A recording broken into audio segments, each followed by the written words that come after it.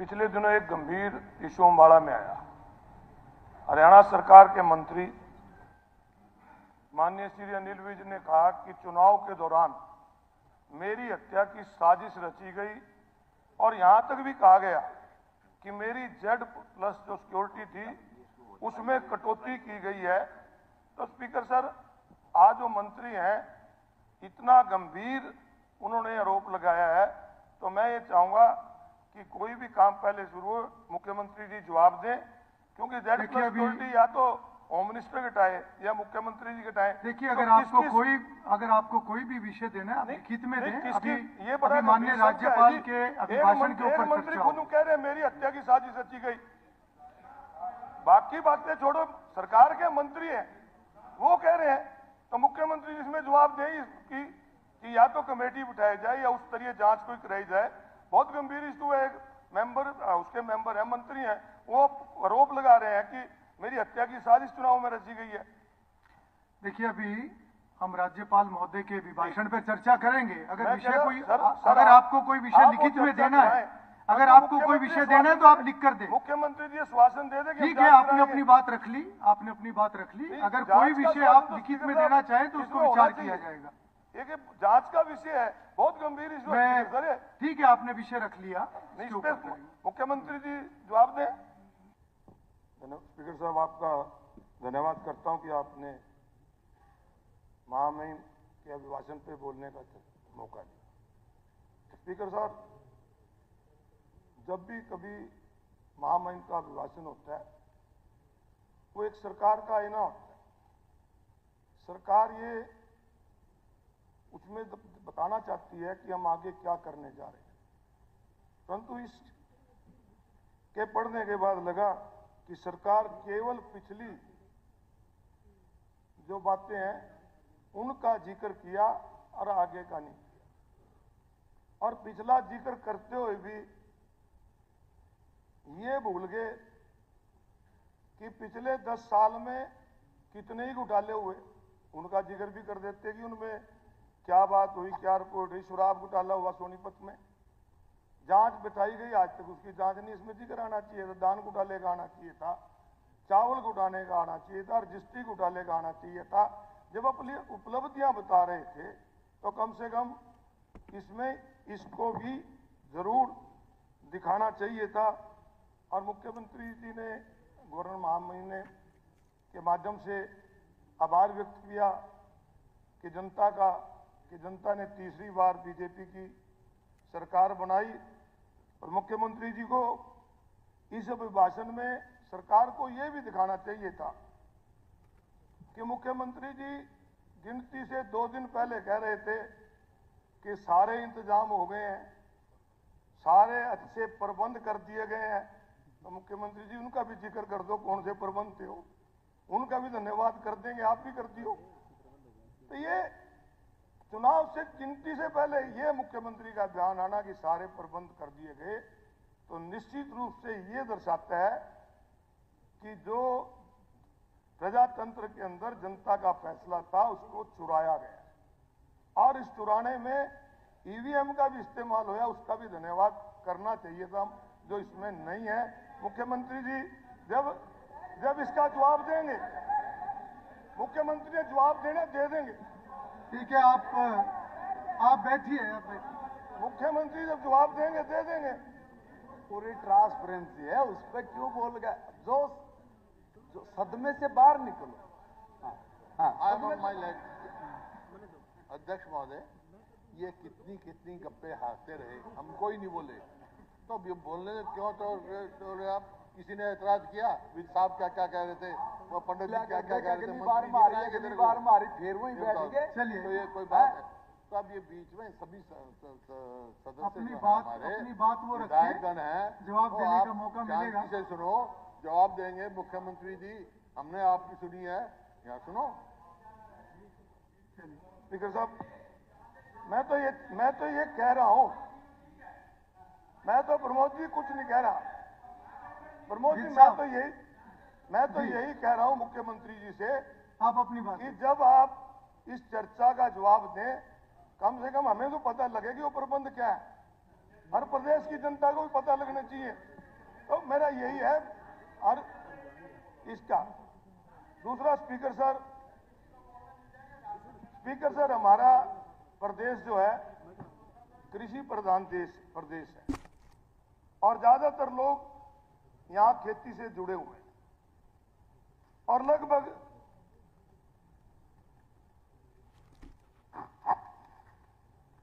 यहाँ पर जो गेहूं की फसल है 62 लाख हेक्टेयर में होती है। और जिक्र बहुत आज हरियाणा प्रदेश का किसान इस बात की कर रहा है कि डीएपी की, और सरकार की तरफ से लगातार एक बात आती है कि डीएपी की कोई कमी नहीं है। और हमारे कृषि मंत्री जी मेरे मित्र हैं, बहुत लंबे समय तक हम इकट्ठे रहे और मुझे पता है कि बहुत अच्छी खेती भी करते हैं, इन्होंने खुद खेती की है। परंतु मुझे समझ नहीं लगती, कहते हैं कमी नहीं है, लाइन लगी हुई है। डीएपी एक ऐसी चीज है, स्पीकर सर आप भी किसान हैं, जो केवल बिजाई में डाली जाती है। जब खेत में बीज डालते हैं डीएपी डालते हैं, और जब बिजाई के समय डीएपी नहीं मिलेगी, आज लाइनों में लग रहे हैं। एक उकुलाना हल्के के किसान ने आत्महत्या कर ली। कितनी दुख की बात है कि लाइन उसको समय पे डीएपी नहीं मिलती। तो इस प्रकार डीएपी की जो आपके पास आंकड़े हैं सरकार के पास कि डीएपी की कितनी खपत है, कितनी हमें मिलनी चाहिए।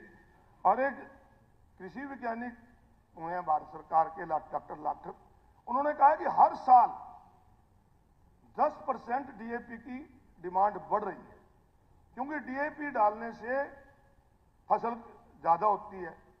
तो इसलिए सरकार को पहले इसका इंतजाम करना चाहिए था, जो सरकार इसको नहीं कर पाई। और एक और बड़ा इशू है पराली जलाने का।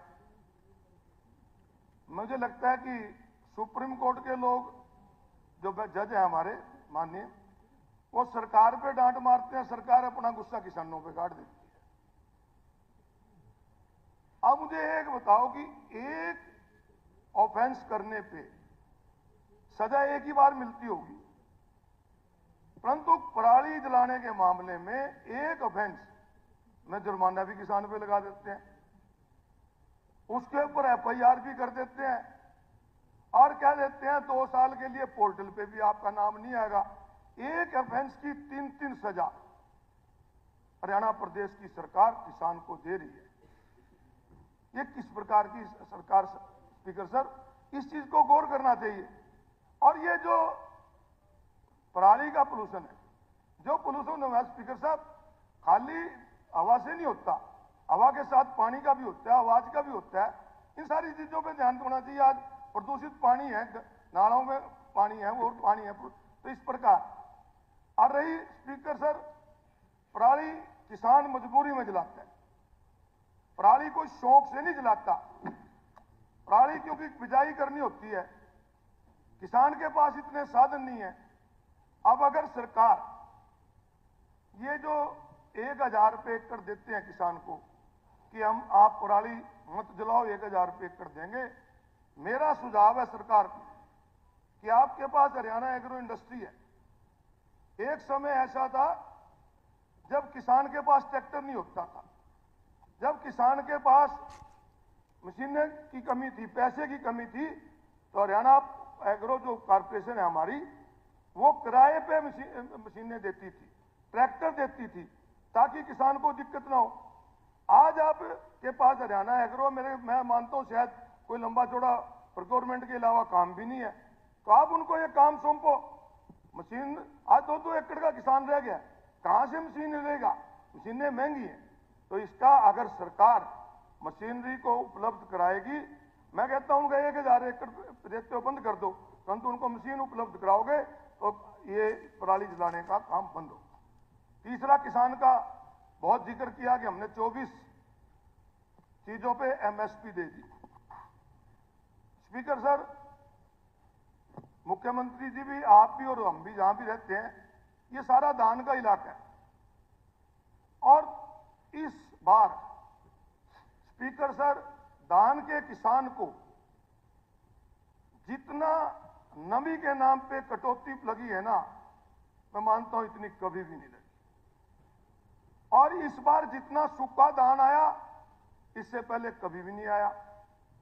हमारे कुरुक्षेत्र जिले के अंदर सारी मंडियों का अगर जिक्र करेंगे तो कम से कम 50 करोड़ रुपए किसान की जेब से दस्ती गया। ये बात कृषि मंत्री जी भी अपने इलाके में जाके पता कर लें, मुख्यमंत्री जी कर लें, आप कर लें कि पर्चा कटता है 2320 रुपए में बिक गई। 2320 में किसान ने जीरी बेची सरकारी एजेंसियों को, परंतु सरकारी एजेंसियां जो जीरी लेती हैं वो सेलर वाले उठाते हैं और नीचे लिख देते आते हैं कि 100 क्विंटल के 20,000 रुपए किसान नगद ले गया। और नगद कहां गए, इस बात की सीएम साहब जांच होनी चाहिए। ये बहुत बड़ा एक घोटाला किसान के साथ हो रहा है। एमएसपी के नाम पे आपसे पूरे पैसे लिए जाते हैं और किसान को मिलता नहीं। इसमें कौन लोग शामिल हैं, उनके खिलाफ आप कार्रवाई कीजिए। एक बहुत बड़ा इशू है स्पीकर साहब, किसान के हमारा प्रदेश ही खेती से चलता है और उसमें अगर हमारे साथ ही लूट होगी तो बहुत है। अभी यहां पर कहा गया सबका साथ सबका विकास, नारा दिया गया और जो आंकड़े सरकार की तरफ से दिए गए स्पीकर सर वो कुछ और दिखाते हैं। आज हरियाणा प्रदेश की जो आबादी है उसमें 70% आबादी आज हमारी बीपीएल से नीचे चली गई। एक तरफ हम कहते हैं प्रति व्यक्ति आय हमारी बढ़ रही है, प्रति व्यक्ति आय बढ़ रही है तो 70% से नीचे क्या है चली गई। ये स्पीकर साहब वही बात है कि एक एवरेज निकाल ली जाती है। आपकी जेब में 100 रुपए है, मेरी जेब में 10 रुपए है, 110 की एवरेज निकाल लेंगे तो 55 होने चाहिए। मेरे 55 कहां है, 45 कौन देगा, इसको कौन पूरे करेगा। 70% आबादी हमारी आज बीपीएल में चली गई है। ये बड़ा सोचने का विषय, बड़ा गंभीर इशू है।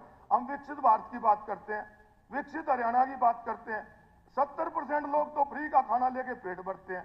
हमारे बच्चे रोजगार के लिए डोंकी में जाते हैं, वहां जाके दूसरे देशों में मजदूरी करते हैं और हम विकसित भारत विकसित हरियाणा की बात करते हैं। बेरोजगारी में हम नंबर 1 पे चले जाते हैं, महंगाई पे हम नंबर 1 पे चले जाते हैं। तो स्पीकर सर ऐसे गंभीर इशू आज हरियाणा में आ गए कि हमारा युवा आज नशे की तरफ चला गया, युवा अपराध की तरफ चला गया। आज अपराध कितना बढ़ रहा है। हमारे कुरुक्षेत्र जिला जो सीएम का जिला है, आज उसके अंदर रोजाना गोलियां चलती हैं। कभी आइलेट सेंटर पे गोली चल जाती है, कभी इस्लामाबाद में गोली मार के एक आड़ती को मार देते हैं, कभी पिपली की आड़ती के ऊपर गोलियां चल जाती हैं। तो इस प्रकार, क्योंकि ये सबसे बड़ा मुद्दा यह है कि रोजगार नहीं मिल रहा। अगर रोजगार मिला होता तो हमारे बच्चे आज अपराध की तरफ ना जाते, हमारे बच्चे नशे की तरफ ना जाते। ये एक गंभीर मुद्दा है। जिक्र करते हैं कौशल रोजगार के अंदर और बहुत जिक्र किया मूलचंद जी ने भी, विज साहब ने, कि हमने खर्ची पर्ची बंद कर दी। तो मैंने यूं तो बता दो, जो ये कौशल रोजगार में लगे हैं यूं किसी पर्ची से लगे हैं। हमारे कुरुक्षेत्र में नगर परिषद में 50 एम्प्लॉइज लगे हैं। ये कहते थे हमारे कि ये कांग्रेस वाले झूठ बोलते हैं, संविधान की उल्लंघना नहीं होती। संविधान की उल्लंघना स्पीकर साहब इसमें स्पष्ट रूप से हुई। ये इसमें कोई आरक्षण ही नहीं है। आप तनेश्वर नगर परिषद के अभी मुझे भी बता रहा था कि लगभग 50 कर्मचारी हैं जो इसमें कौशल रोजगार में लगे। उसके अंदर 2 SC हैं, 3 BC हैं। जबकि अगर इसमें आरक्षण दिया होता तो 50 में से 24 लगते, 47% आरक्षण लगता। जो खाने का काम SC BC का किया, ये फिर भी बात करते हैं। बड़ा जब क्रीमी लेयर की जिक्र कर रहे थे हमारे महामहिम जी, तो कह रहे थे, ताड़ियां पीट रहे थे कि 6 से 8 कर दी। यूं तो बता दो 8 से 6 की न करी थी। 10 साल तक 8 से 6 लाडू, मैं कहना बड़ी ताड़ियां पीट रहे थे। नहीं, हुड्डा साहब का राज था, लागू कहाँ थी? करी हमने 8 से 6 नहीं दी लागू, 6 की न करी थी। नहीं, आप देख, आप घोषणा करके चले गए, आप केवल घोषणा करके चले गए, वो लागू नहीं थी। आप आंकड़े उठा के देखिए।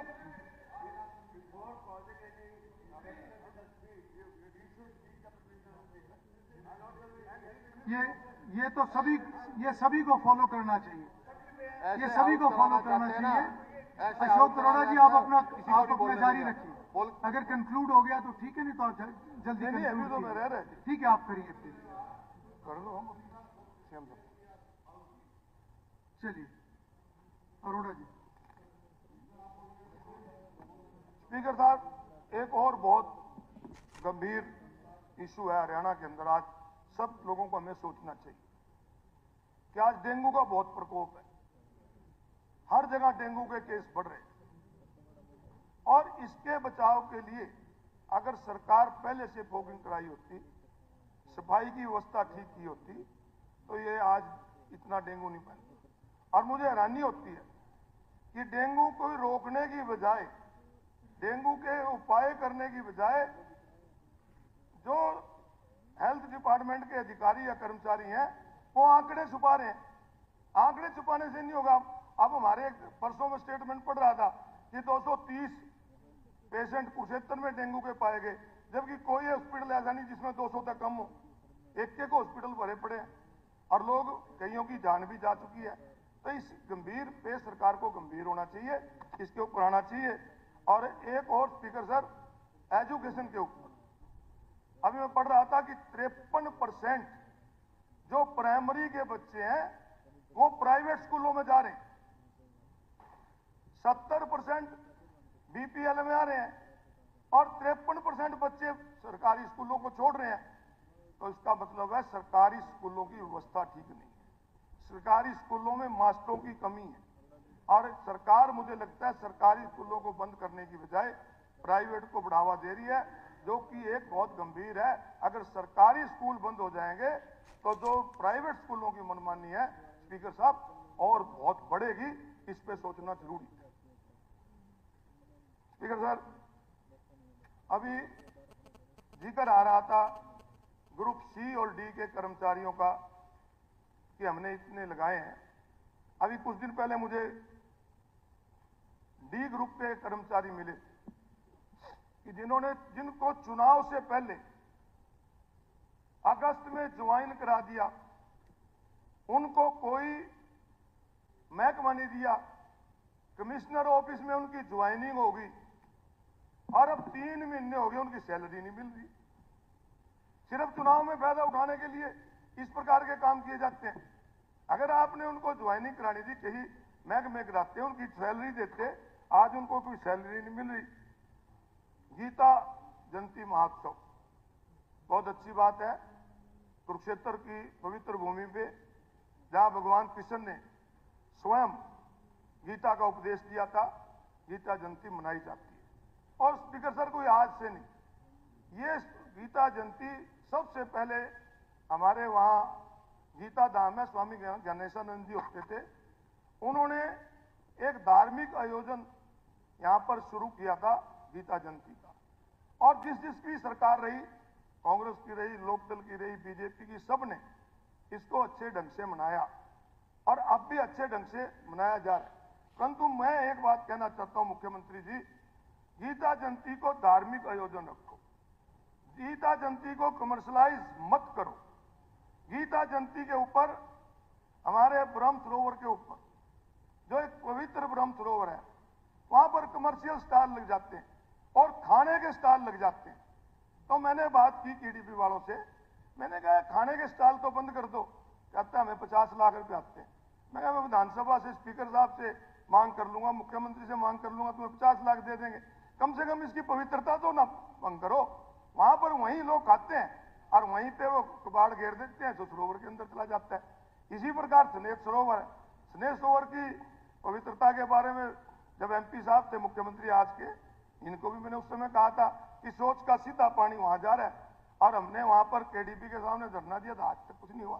तब धार्मिक आयोजन को धार्मिक दृष्टि से करना चाहिए। कितने लोग आएंगे, कितने नहीं आएंगे, उसके बारे में अच्छी बात है जितने ज्यादा लोग आए, परंतु उसको कमर्शलाइज मत करें। ये मेरा आपको एक सुझाव है। और स्पीकर सर, एक बात और कहना चाहूंगा।